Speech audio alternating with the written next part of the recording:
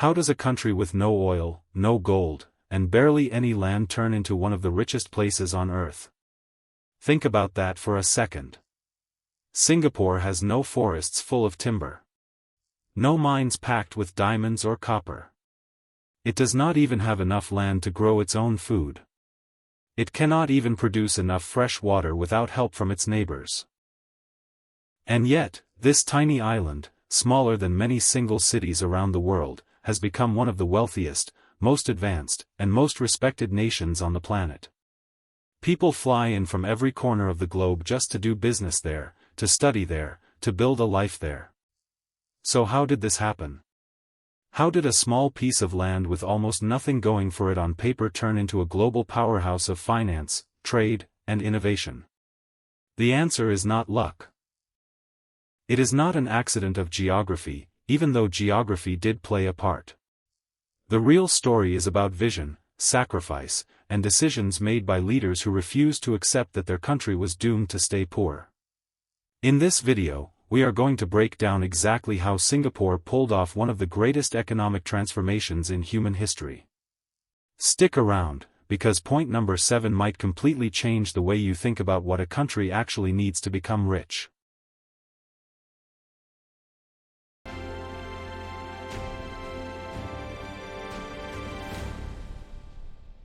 Point 1. The power of location. Let us start with the one advantage Singapore did have, even if it could not be seen or dug out of the ground. Location. Singapore sits right at the tip of the Malay Peninsula, right along the Strait of Malacca, which is one of the busiest and most important shipping routes on the entire planet. Picture a narrow waterway that connects the Indian Ocean to the Pacific Ocean. Almost every ship traveling between Europe, the Middle East, India, and East Asia has to pass through this strait.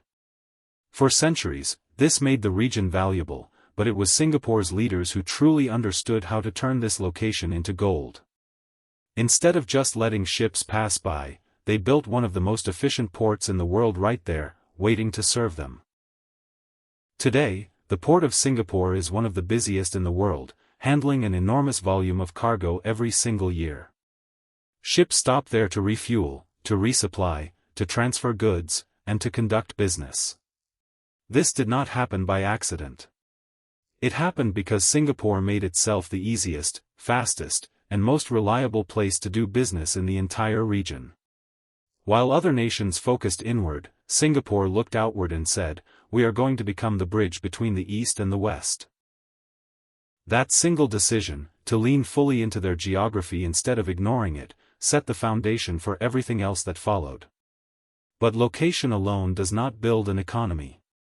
You need people who know how to use it. And that brings us to the next piece of the puzzle. Point 2. A visionary leader named Lee Kuan Yew. No conversation about Singapore's rise can happen without talking about the man who led the transformation, Lee Kuan Yew. When Singapore gained independence in 1965, it was not exactly a moment of celebration for everyone. The country was small, poor, and surrounded by uncertainty. Unemployment was high. Housing was terrible. There was no natural wealth to fall back on. Many people at the time genuinely believed Singapore would fail as an independent nation. Lee Kuan Yew refused to accept that fate. He believed that if Singapore could not rely on natural resources, it would have to rely on something else entirely, its people and its systems. He pushed for strict laws, disciplined governance, and long-term planning instead of quick fixes. He was not interested in being popular in the short term. He was interested in building something that would last for generations. He surrounded himself with capable ministers and technocrats, people who were experts in economics, law, and public policy, and he gave them real power to build efficient institutions. He also made incredibly difficult decisions, some of which were controversial, prioritizing stability and economic growth even when it meant limiting certain freedoms. Whether people agree with every choice he made or not, it is impossible to deny the results. Under his leadership, Singapore transformed from a struggling port town into a global financial center in just a few decades. This kind of long-term, disciplined vision is rare in politics, and it became the backbone of everything Singapore would go on to achieve. But vision alone does not build skyscrapers. You need the right economic strategy to match it. Point 3. Turning Singapore into a magnet for foreign investment. Here is where things get really interesting. Instead of trying to build everything from scratch on their own, which would have taken forever with limited resources, Singapore's leaders made a bold decision. They decided to actively invite the world in. They created extremely business-friendly policies designed to attract foreign companies and investors. This included low corporate taxes, simple and transparent regulations, and strong legal protections for businesses and their intellectual property. Imagine you are a huge multinational company deciding where to set up your regional headquarters in Asia. You want a place with political stability, a skilled workforce, minimal corruption, and a government that will not suddenly change the rules on you. Singapore built itself to be exactly that place. They made it incredibly fast and simple to start a business, cutting through the kind of bureaucratic red tape that slows companies down in so many other countries. As a result, huge global corporations began setting up shop there, bringing jobs, technology, and expertise with them. This created a snowball effect. As more companies arrived, more infrastructure was needed, more skilled workers were required, and more money flowed into the economy. Singapore essentially turned itself into the most convenient and trustworthy business partner in the region. While some countries were busy protecting their markets from outside influence, Singapore threw its doors wide open and said, "Come build your future here." That decision alone brought in an enormous wave of wealth and opportunity. But attracting businesses is only half the equation. You also need workers who are actually capable of doing world-class work. Point 4. Investing heavily in education. Singapore's leaders understood something crucial early on. If their country had no natural resources, then its people had to become the resource. This meant putting an enormous emphasis on education, and not just basic education, but truly world-class education. The government poured massive amounts of funding and attention into schools, making sure that every child, regardless of their family's income, had access to quality learning.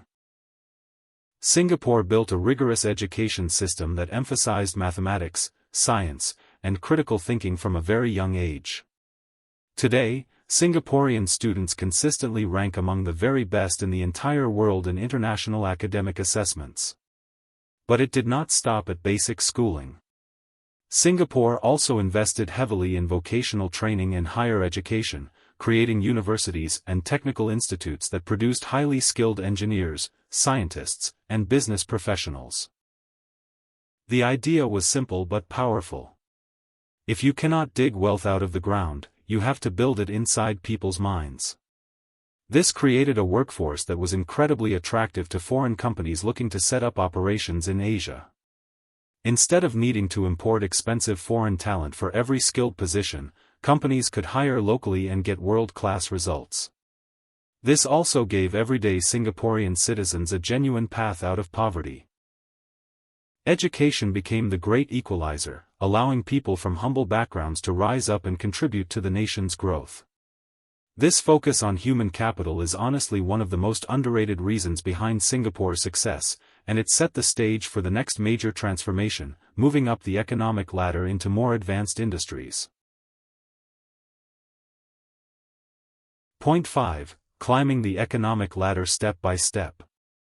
Singapore did not become a wealthy financial hub overnight. It followed a smart, deliberate strategy of climbing the economic ladder one rung at a time. In the early years after independence, Singapore focused on labor-intensive manufacturing, things like textiles and simple electronics assembly. This gave people jobs and brought in foreign currency, even if the work itself was not glamorous. But the government never intended to stay there forever. As the workforce became more educated and skilled, and as infrastructure improved, Singapore deliberately shifted toward higher-value industries. They moved into more advanced electronics manufacturing, then into petrochemicals, and eventually into highly sophisticated sectors like finance, biotechnology, and information technology. This was not random.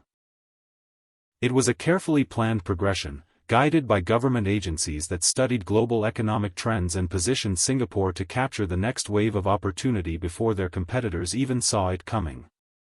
Think of it like an athlete who starts by mastering the basics before attempting more difficult and rewarding challenges. Singapore mastered simple manufacturing first, used the profits and experience gained from that to build better infrastructure and education, and then used those improvements to attract more advanced and higher-paying industries.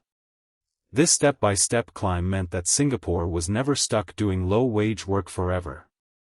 Wages rose steadily over time as the economy became more sophisticated. This strategic patience, combined with a willingness to constantly evolve, is a huge part of why Singapore did not just grow, but grew in the right direction, toward long-term, sustainable wealth. Point 6. Becoming a global financial hub. As Singapore's economy matured, it made another brilliant strategic move. It positioned itself as one of the leading financial centers in the entire world. Think about cities like New York, London, and Hong Kong. These are places where massive amounts of global money move through every single day, where banks, investors, and corporations conduct business worth staggering amounts. Singapore looked at this model and asked, why can we not become one of these hubs for the Asian region? The government worked hard to build a stable, transparent, and highly regulated financial system that international investors could trust completely. They kept corruption extremely low, which is honestly rare and incredibly valuable in the world of global finance. When people are moving huge sums of money across borders, they need to trust that the rules will be followed and that their investments are protected by a fair legal system. Singapore built exactly that kind of trustworthy reputation. As a result, countless banks, investment firms, and insurance companies set up major operations there.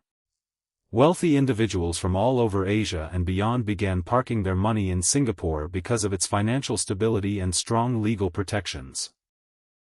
This turned the tiny island into a genuine financial powerhouse, generating enormous wealth through banking, investment management, and financial services. This sector alone now contributes a massive portion of Singapore's total economic output. It is honestly incredible when you think about it. A country with no natural resources became one of the safest and most trusted places on earth to store and grow wealth. And this financial strength did not develop in isolation. It was closely connected to another major pillar of Singapore's success, which we need to talk about next. Point 7. Fighting corruption like it was a national emergency. This is the point that might genuinely surprise you, because it is not something people usually associate with economic success stories, but it might be one of the most important factors of all. Singapore treated corruption like an absolute national emergency from the very beginning. In so many developing countries around the world, corruption quietly eats away at economic growth. Bribes slow down business. Unfair advantages go to people with connections instead of merit. Investors get scared away because they cannot trust that contracts will be honored or that the legal system will treat them fairly. Singapore's leaders understood this danger extremely early on, and they attacked it aggressively. They created a powerful anti-corruption agency with real authority and independence, and they enforced strict laws with serious consequences for anyone caught engaging in corrupt behavior, regardless of their status or position in society. Government officials, no matter how senior, were held to incredibly high standards. This created a culture where doing business honestly simply became the norm, rather than the exception. For foreign investors deciding where to put their money in Asia, this made an enormous difference. They knew that in Singapore, the rules would be followed, contracts would be respected, and they would not need to pay bribes just to get basic services or approvals. This level of trust is honestly priceless in the business world. Today, Singapore consistently ranks as one of the least corrupt countries anywhere on the planet. This is not a small detail. This is a foundational pillar that allowed everything else, the foreign investment, the financial hub status, the economic growth, to actually function properly and sustainably over such a long period of time.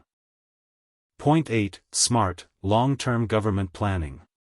One of the most fascinating things about Singapore is how the government approached planning, treating it almost like a chess match rather than a series of quick, reactive decisions. Instead of just responding to problems as they popped up, Singapore's leaders constantly looked decades into the future, anticipating challenges and opportunities long before they became urgent. A perfect example of this is how the government handled housing. Early on, they recognized that if citizens did not have stable, affordable housing, social stability and economic growth would suffer. So they built an enormous public housing program that eventually housed the vast majority of the population in clean, well-built, affordable apartments. This gave everyday citizens a genuine stake in the nation's success and stability. Another example is water. Singapore does not have enough natural fresh water for its population, so instead of remaining dependent and vulnerable, the government invested heavily in advanced water recycling and desalination technology, eventually becoming largely self-sufficient. They call this planning ahead for practically everything, including things that seem impossible for a small nation to solve, like national security, healthcare, and transportation. The government created sovereign wealth funds to invest the country's savings globally, generating additional income streams for the nation for generations to come.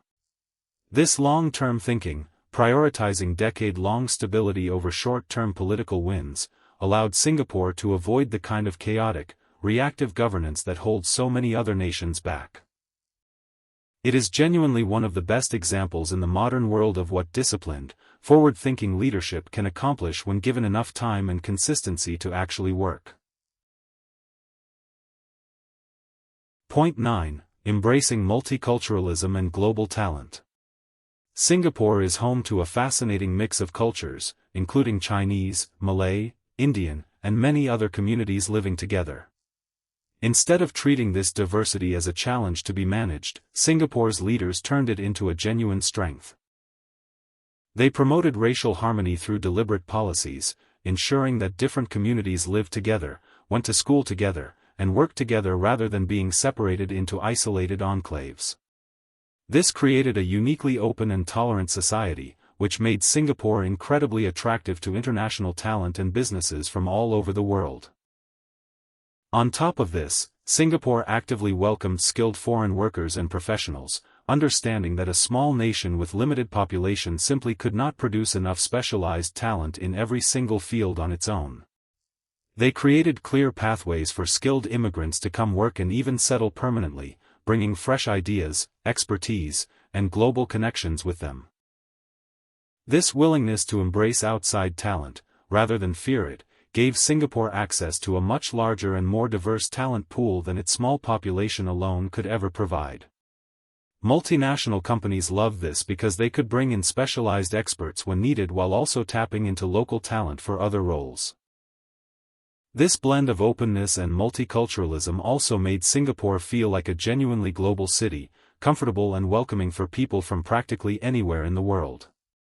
This reputation as an open, tolerant, and cosmopolitan hub continues to attract talented individuals and ambitious businesses today, reinforcing the cycle of growth and innovation that has defined Singapore's remarkable journey for decades.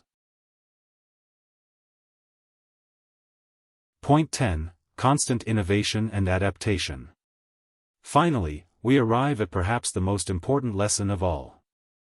Singapore never allowed itself to become comfortable or complacent. Even after achieving incredible success, the government continued pushing hard into new industries and technologies, refusing to simply rest on past achievements. As global trends shifted, Singapore adapted quickly, moving aggressively into fields like biotechnology, artificial intelligence, clean energy, and advanced digital services. The government created numerous programs and funding initiatives specifically designed to support startups and innovation, transforming Singapore into a genuine hub for entrepreneurship in Asia. They understood a fundamental truth that so many other nations eventually learn the hard way, and that truth is this: Wealth built on one single industry or advantage is incredibly fragile. If Singapore had stopped evolving after becoming a manufacturing hub, or even after becoming a financial center, it likely would have eventually been overtaken by other developing economies. Instead, Singapore treated constant reinvention as a core national value, something woven into its very identity as a country. They ask themselves constantly what the next major global trend will be and how they can position themselves to lead it rather than simply follow. This mindset of continuous adaptation, this refusal to ever stand still, might honestly be the single greatest lesson from Singapore's incredible transformation. Success is not a final destination you arrive at and then relax. It is an ongoing process that requires constant effort, constant learning, and a genuine willingness to change with the times. So there you have it. Singapore's incredible rise from a small, resource-poor island to one of the wealthiest nations on earth was not about luck, and it certainly was not about natural resources, because they simply did not have any. It was about vision, discipline, education, honesty, and an absolute refusal to accept limitations as permanent facts. It proves something genuinely powerful and inspiring, that a country's greatest resource has never truly been what lies beneath its ground, but what lives inside the minds and hearts of its people. Singapore took nothing and turned it into everything through smart decisions, relentless hard work, and a willingness to constantly adapt and evolve with the changing world around them. It is honestly one of the most remarkable transformation stories in modern history, and there are so many powerful lessons here that apply not just to nations, but to businesses and even our own individual lives. If you found this video interesting or inspiring in any way, please take a moment to hit that like button. It genuinely helps this channel grow and reach more people who would love this kind of content. I would also love to hear your thoughts down in the comments below. What surprised you the most about Singapore's story? And if you have not already, please subscribe to the channel so you never miss a video like this one in the future. Thank you so much for watching all the way to the end, and I will see you in the very next video.